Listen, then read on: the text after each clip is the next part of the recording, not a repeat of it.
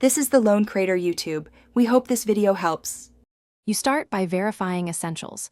Make sure your device clock matches the server clock within a couple of minutes because TLS relies on valid time. Next, clear browser cache and HSDS records, then open an incognito window to rule out cached state.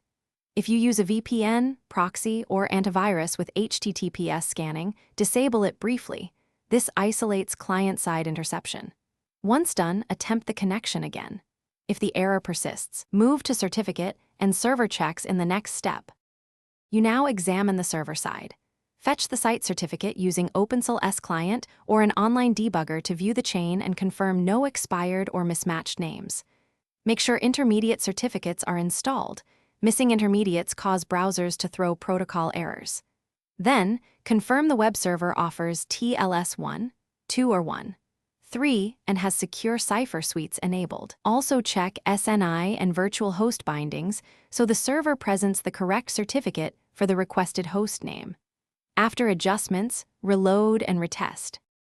You wrap up by restarting the web server and any reverse proxy or load balancer so configuration changes take effect. Then inspect logs for specific TLS handshake failures or alerts. Test the site from a different network and device to determine whether the problem is client, network, or server scoped.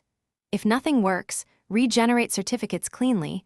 Ensure you removed old protocols like SSLv3 or TLS1. 0. And rerun OpenSL or browser debug tools. Troubleshooting tip.